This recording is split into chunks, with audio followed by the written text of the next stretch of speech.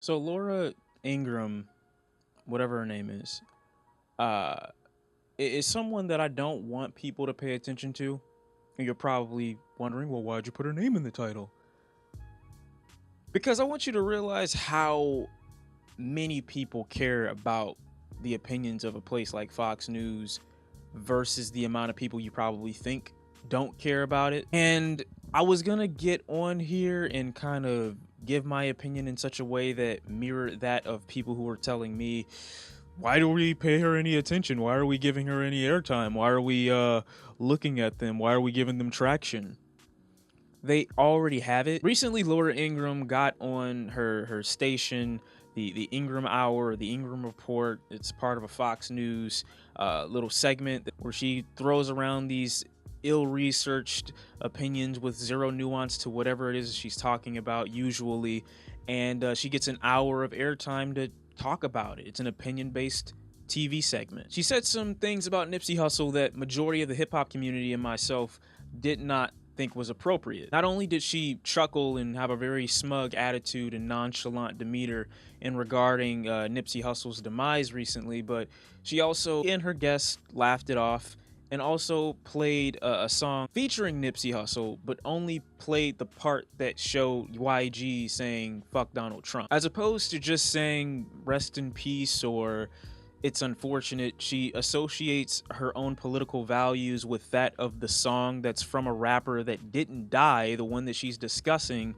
and makes it seem like the song and somehow the rapper's methods were invalid because he believed what was going on in the chorus of that song. Now, yes, I'm certain that Fox News, along with Laura Ingraham, could have taken 2 seconds out of their day if they hadn't researched it and known to have gotten themselves up on game and said, oh shit, we're wrong about the song and who's saying what. But they didn't. And a lot of people are saying, oh, well, they did this on purpose. They're trying to create controversy. They want more eyes on their show. And, I would believe that if Fox News wasn't already the highest rated news station on cable TV. Yes. And here's my gripe with the internet and millennials. Here's my gripe with y'all. Because so many times people told me, you shouldn't care about this. She's irrelevant. They're not going anywhere. But they are. And when you give a news station, the joke of a news station that Fox News is, the power of millions plus per day, and they have the ability to misrepresent cultures because of their political beliefs, you realize how dangerous that is, right? Many people were telling me, oh, T.I. and Game were upset with her. Like, why don't they understand that this isn't the way to go about it? You don't understand because you don't leave the house. I know a lot of people like to think that the internet is the new accepted basis for how we get media, but it's not. The internet is extremely marketable, and in today's day and age, you can't survive as a media corporation or any kind of business without it. Yes.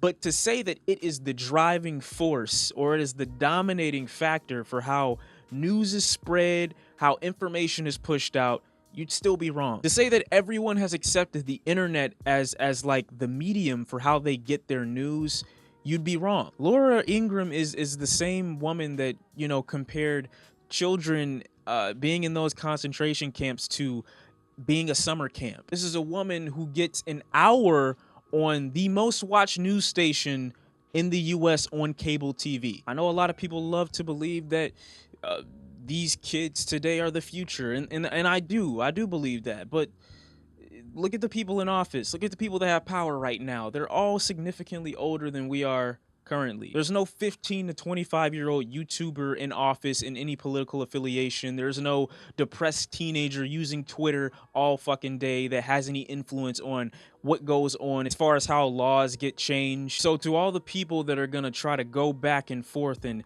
give the rhetoric that, oh, well, you just shouldn't pay her any attention, there's enough people that are paying her attention. There's enough of them that something like this, outrage from hip hop, is understandable at this point, because not only are you misrepresenting the deceased and putting them out in a certain light to push forward your political agenda, you're also misrepresenting a culture that you know nothing about. Now, as far as history is concerned, here's where hip hop needs to finally sit down and start doing more research, because a lot of the time there are these emotional outbursts that aren't based in any kind of logic or any nuance.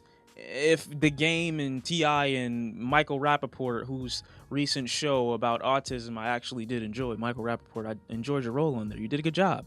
If they actually sat down and did their research, they know that their outrage at the moment would need to be done a different way, because there's been boycotts of Laura Ingraham in the past, in both March 2018 and June 2018, for her outlandish comments. The only thing that you need to realize is, unless she's doing something illegal, which having ignorant political commentary isn't, then you're not going to get anywhere. The only person I think that's been fired from Fox News really was Bill O'Reilly, and that's because he had a sexual assault case going on, or some sexual misconduct. She's not doing anything illegal, so why would the executives at Fox News remove her? So what option does that leave hip-hop with? The option and the responsibility of educating people that are too ignorant to do their own research and just take Fox News at face value? Is it now their job to educate them? Because that's all you can do at this point, is educate ignorant people that just take the news at face value and don't try to validate it for themselves. This type of news reporting is dangerous to certain people because they don't realize how much false information they're spreading to a mass audience. And even if they do, I doubt that they care. And when you people out there, and I'm not saying all of you, a lot of you, when you get up off your ass and you get a little bit older and you go out here into the real world, you're going to see people that don't share those same internet values that a lot of you hold so near and dear. And you're going to be triggered by every little thing that they say because you're not used to it. Because the real world is like Laura Ingraham, okay? The real world ain't like Twitter. The real world ain't propping everything up. The real world ain't finding beauty in shit that the society has already detested. They're not. So that leaves the responsibility on people who really are in the culture, who really love hip hop, and most of the people that are in hip hop, who tend to be black, are faced with the responsibility of having to debunk information given from one of the most watched news sources in America. And because they have no nuance, because they do no research and they don't want to give objective information, the burden then falls on the people who've been oppressed this whole time anyway. Like that's my issue with this right now. It's not that she said what she said, because I don't expect anything more from Fox News. But with their demographic, which is 24 or 25 to 55, it's filled with people that are they still have a lot of life left in them, that can still make a bunch of impact, that can still spark a bunch of change. And to give them tainted information is just wild to me. It's wild. And for the internet to think that they have more power or more quote unquote clout or more influence than the people that are receiving this information from one of the most, again, watched news networks in America, it baffles me. No, I'm not saying CNN or MSNBC or any of these other news networks don't have their political agenda that they push to their news outlets as well. I'm not saying that they don't. They of course do. But to the extent that they're willing to use a deceased rapper to push that idea forward, god damn, man, how low can you get? That's all I gotta say. I'm out, and I'll see you next time. Bye.